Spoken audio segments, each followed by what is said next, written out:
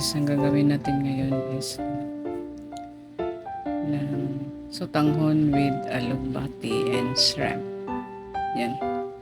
Yan ang gagawin natin na pang-ulam. Yan. Isutay natin yung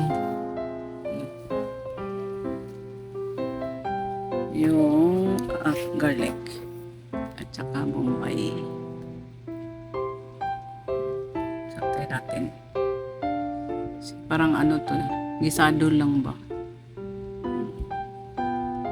Lagyan ng alugbati. Yung iba naman yung nilagay kangkong, sa akin alugbati.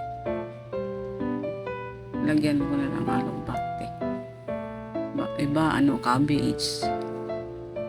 Pero sa akin alugbati ang nilagay ko. Sauté natin mo. Then yung bombay. Ahos at saka bombay.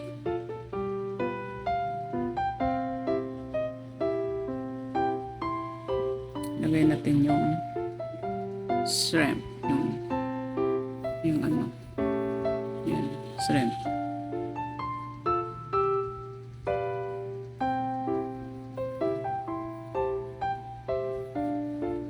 Then, i-ano natin ang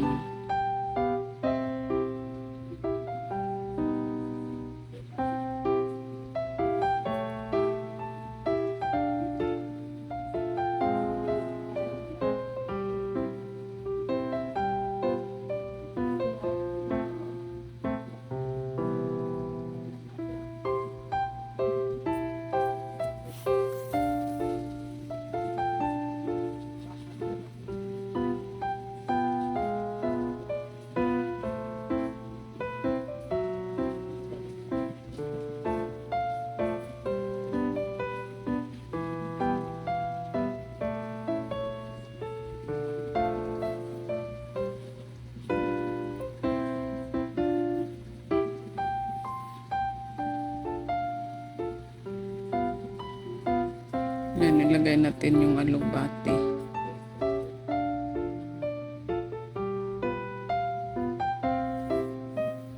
Yung alugbati. Then, nilagay natin yung sotanghon. Yan, sotanghon. So, lagyan natin ng kaunting tubig. Parang maluto naman yung sotanghon. Parang ganun din yung ginagawa ng mga sukiyaki. May sotanghon at saka kangkong. Sa akin ito lang. Kaya yung kulay sa sukiyaki is parang parang kasi lagyan ng achoyti.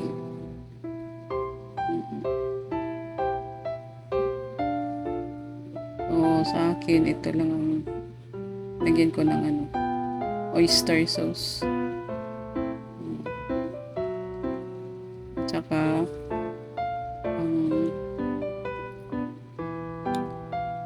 lagyan mo ng mga konti lang tuyo. Tsaka yung magic sarap. Lagay natin. Saka yung cubes. Yan, tuyo. Konti lang.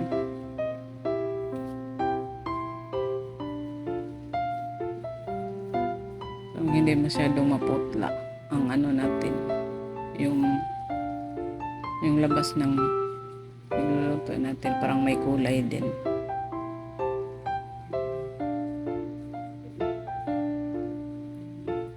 Konti lang. Madali lang itong lutuin eh. Ang daming alugbati sa ating bahay. Sa akin may alugbati naman may tinatanim ko na madali lang mabuhay yung alugbati. Sa lalo na pag palaging may ulan, madali lang silang lumalakas yung nila, yung mga dahon. Madaming dahon. pag may ulan kaya dumami yung ano sa alugbati ko, maski nakalagay lang sa pot. Yung alugbati ko nakalagay lang sa pot kasi wala namang lupa dito na ano. Ilagay lang namin sa pot yung mga gulay ko.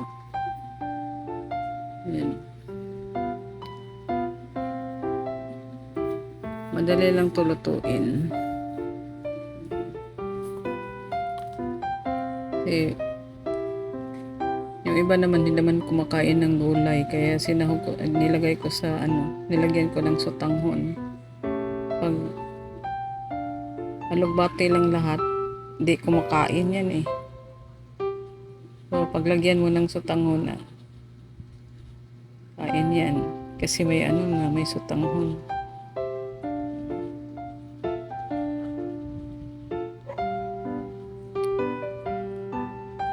Madali lang lutuin. Ito ang ulam namin ngayon. Yan. Hindi lang nilagay ko ng masyadong parang hindi maalat. Lagyan ng maraming asin, kaunti lang. Kasi may tuyo na eh.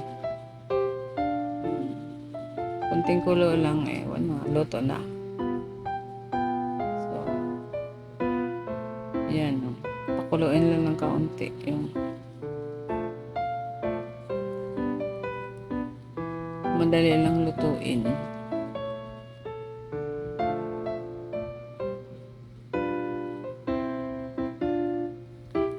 Kasi masarap yung yung amoy ng alugbati.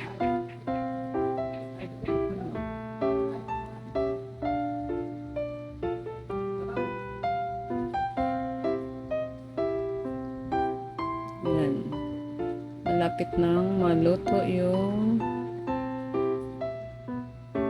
alugbati. So sotanghon with alugbati and shrimp. Gisado. Yan.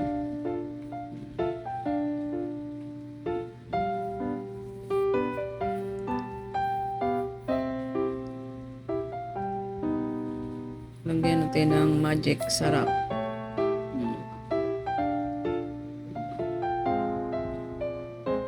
Yan o. Ito na. Dali lang eh. Masarap nang kainin.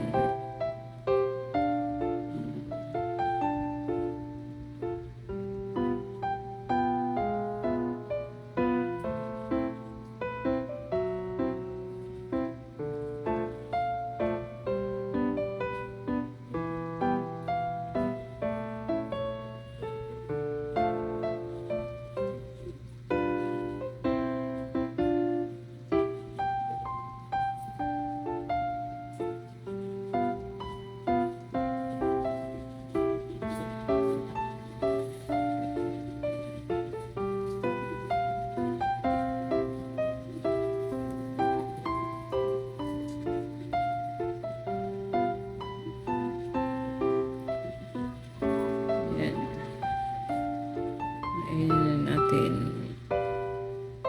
yung alugbati with sotanghon and shrimp. Yan. Ito na ang ating finished product. Wow, ang sarap. Kain na tayo.